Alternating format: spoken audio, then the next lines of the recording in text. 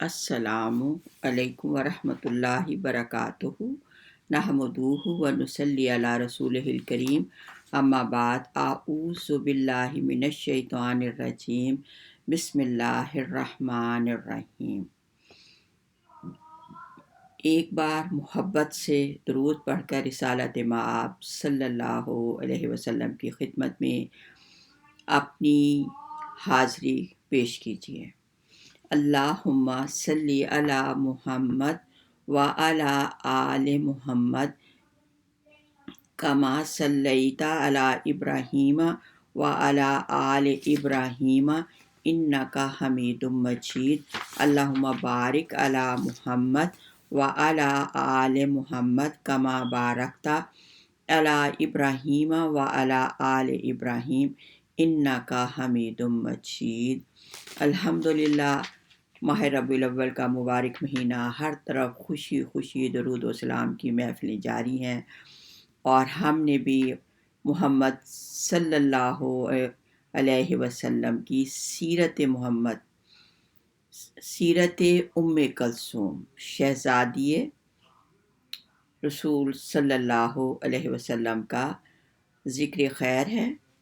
हर मुसलमान के सामने एक ऐसा बुनियादी सवाल है कि अब हजूर सल्लल्लाहु अलैहि वसल्लम इस दुनिया में नहीं रहे तो हम कहाँ से रहनुमाई हासिल करें। इसका जवाब भी है कि कुरान मजीद से। लेकिन कुरान मजीद में जैसे कि नमाज का जिक्र किया गया और मुतअद्दिद बार जो है वो नमाज पढ़ने का हुक्म दिया गया, लेकिन नमाज में कितनी रकत पढ़नी है, नमाज के अहकाम क्या हैं, उनका जिक्र नहीं आया। तो हमें इन चीज़ों के बारे में हदीस से हमें मुकम्मल रहनुमाई जो है वो मिल जाती है। इसीलिए हजूर सल्लल्लाहु अलैहि वसल्लम ने फरमाया, नमाज पढ़ो जिस तरह मुझे पढ़ते हुए देखते हो। कुरान और हदीस दोनों हमें एक ही हस्ती नबी रहमत सल्लल्लाहु अलैहि वसल्लम से हमें अता हुई है। एक ज़बान से अदा हुए और उनके बारे में सल्लल्लाहु अलैहि वसल्लम ने कुरान के अल्फाज में ये और हदीस जो है ये मेरे अल्फाज हैं। अल्लाह ताला ने कुरान मजीद में इरशाद फरमाया, हजूर सल्लल्लाहु अलैहि वसल्लम एक लफ्ज़ भी अपनी मर्ज़ी से अदा नहीं करते और ना ही अपनी मर्ज़ी से कोई काम करते हैं, बल्कि उनका हर लफ्ज़ और हर अमल अल्लाह ताला के हुक्म के मुताबिक होता है। कुरान मजीद की सूरत नजम की आयत नंबर 3 और 4 में इरशाद रुबानी है, ना ही रसूल अपनी ख्वाहिश से बोलता है, ये तो एक वही है जो आप पर नाजिल की जाती है। हमारे लिए कुरान और हदीस दोनों पर अमल करना जो है वो लाजमी है। अब ये सीरत मोहम्मद सल्लल्लाहु अलैहि वसल्लम की बच्चियों का हम जो है उनकी साहबजादियों का, शहजादियों का जिक्र कर रहे हैं, ताकि इन पाकीज़ा हस्तियों के पाकीज़ा काम कैसे उन्होंने हमारी ज़िंदगी जो है वो हमें कैसे अपनी ज़िंदगी गुजारनी है, इनकी रोशनी में जो नबी करीम सल्लल्लाहु अलैहि वसल्लम ने सिखाई अपनी बेटियों को, और कैसे अपनी बेटियों के साथ आपने तरबियत की, कैसे उनकी रहनुमाई की, हर मुश्किल में अपनी बच्चियों के आप साथ रहे। आज हम आपकी तीसरी साहबजादी उम्मे कलसूम का जिक्र करेंगे। उन्होंने भी इनकी बड़ी दो बहनें थी, सैयदा ज़ैनब सलाम अल्लाह अलैहा, उम्मे रुकैया सैयदा अलैहिस्सलाम, और तीसरी बे साहबजादी जो हैं वो आपकी उम्मे कलसूम हैं। और इन्होंने भी अपनी पहली बहनों की तरह जब सैयदा खदीजा सलाम अल्लाह अलैहा ईमान लाई तो उनके साथ इन्होंने भी जो था वो इस्लाम कबूल कर लिया। आपकी तरबियत आगोश मोहम्मद सल्लल्लाहु अलैहि वसल्लम में तरबियत हासिल की और अपनी वालदा मोहतरमा के साथ हिजरत तक आपके साथ रही, मक्का में रही। ऐलान नबूवत से पहले आपने इनका निकाह भी अबू लहब के बेटे अतीबा से कर दिया था, लेकिन अभी रुखसती नहीं हुई थी। ऐलान नबूवत के बाद अबू लहब ने इस्लाम दुश्मनी की वजह से जो था वो मजबूर किया बेटे को कि उम्मे कुलसूम को तलाक दे दो। उसने तलाक दे दी। اللہ کریم کو بھی یہی منظور تھا کہ نیک اور یہ پاک بیویاں ان شریک گھروں میں نہ پہنچایا جائے۔ پھر آپ نے صلی اللہ، اور پھر یہ اتنی پیاری بیٹیاں تھیں کہ نبی مکرم صلی اللہ علیہ وسلم کو جب شعب ابی طالب میں جو تھا یعنی قید میں رہے، تو یہاں یہ باقاعدہ اپنی پیارے نبی صلی اللہ علیہ وسلم، اپنی والدہ سیدہ خدیجہ رضی اللہ تعالیٰ عنہ کی تینوں بیٹیاں جو تھی خدمت کرتی تھیں، ان کے دل کو ڈھارس دیتی تھی، پیار اور محبت کرتی تھیں۔ تو پھر جب اللہ تعالیٰ نے مدینے کی طرف ہجرت کا حکم دے دیا، تو ایک باپ کو دیکھو کتنا شفیق باپ ہے کہ ابو العاص پہلی بیٹی زینب تھی، تو ابو العاص نے ابھی اسلام قبول نہیں کیا تھا، وہ کہتا تھا میں اسلام قبول نہیں کروں گا، لیکن میں نبی مکرم صلی اللہ علیہ وسلم کی بہت عزت احترام کرتا ہوں، زینب مجھے تم سے بہت پیار ہے، میں تمہارے بغیر نہیں رہ سکتا، مجھے اپنے بچے بھی پیارے ہیں۔ تو پیارے نبی صلی اللہ علیہ وسلم نے ابھی احکام نازل نہیں ہوئے تھے کہ شوہر میاں اور بیوی کے کافر شوہر نے مسلمان عورت کافر شوہر کے ساتھ نہیں رہ سکتی، تو آپ نے کہا کہ بیٹا زینب تم اپنے شوہر کے ساتھ مکہ ہی میں رہو، اور باقی سب لوگ جو تھے انہوں نے ہجرت کر لی تھی۔ غزوہ بدر میں سیدہ رقیہ وفات پا گئی۔ سیدنا عثمان رضی اللہ تعالیٰ عنہ کو ان کی وفات کا بہت زیادہ صدمہ تھا، نہایت غمگین رہتے تھے۔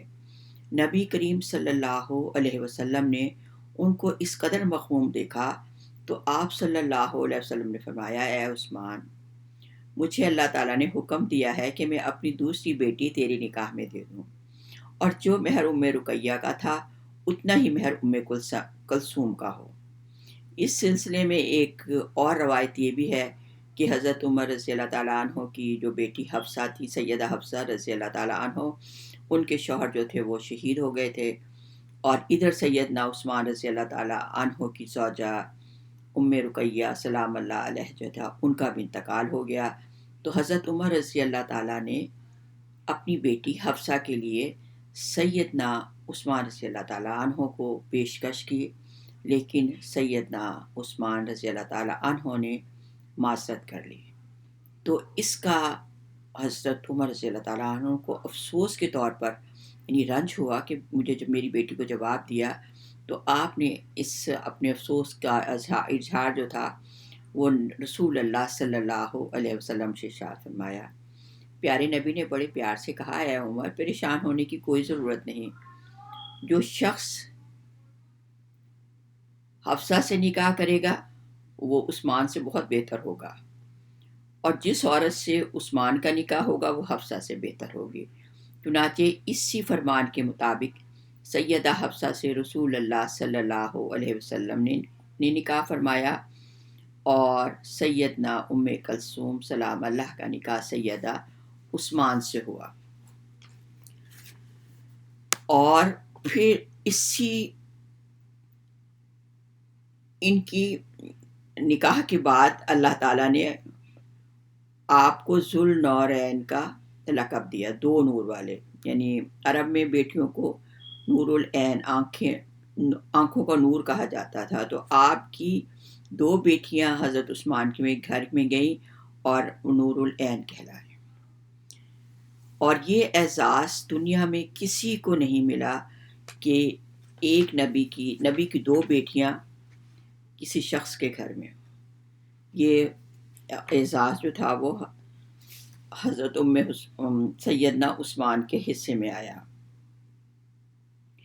یہ ان کی پاکیزہ ہستیاں، عظمت و شان کا تذکرہ پڑھیں، اور پھر تمام خواتین ان پر عمل کرنے کی کوشش کریں کہ کتنی پیاری ازدواجی زندگی اور مثالی زندگی جو تھی وہ اپنے شوہروں کے ساتھ انہوں نے گزاری، اور ہر مشکل میں اپنے شوہروں کے ساتھ رہیں۔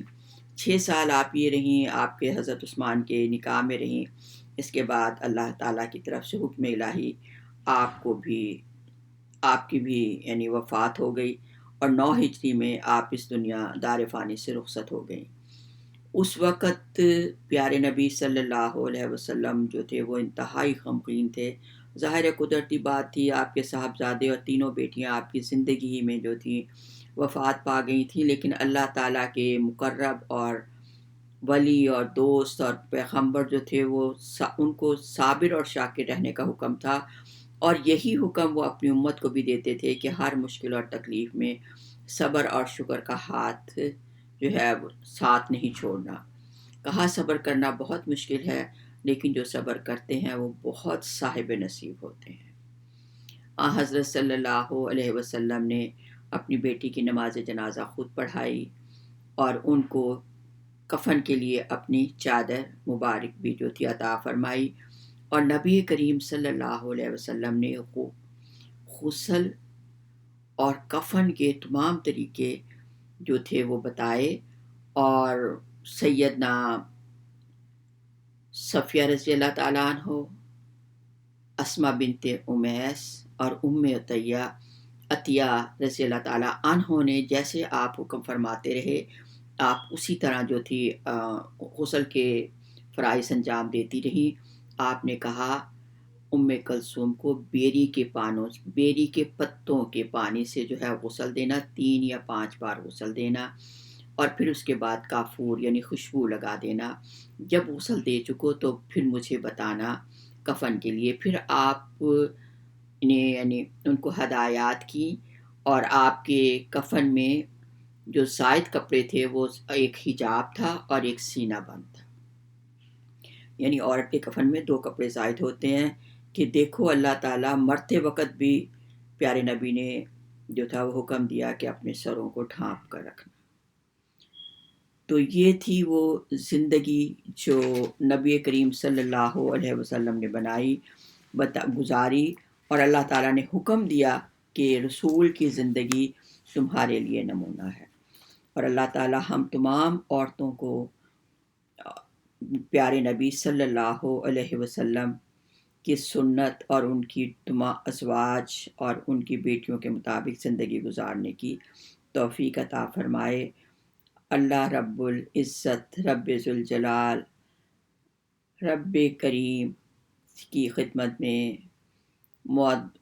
مؤدبانہ التماس ہے کہ اے رب کریم ہمیں وہ رحمت عطا فرما جو ہمیشہ جاری رہے، وہ راستہ دکھا جو تیری طرف جاتا ہے، وہ کامیابی عطا فرما جو تکبر سے پاک ہو، وہ رزق عطا فرما جس میں برکت ہو، ہمیں وہ سب عطا فرما جو ہمارے حق میں بہتر ہے۔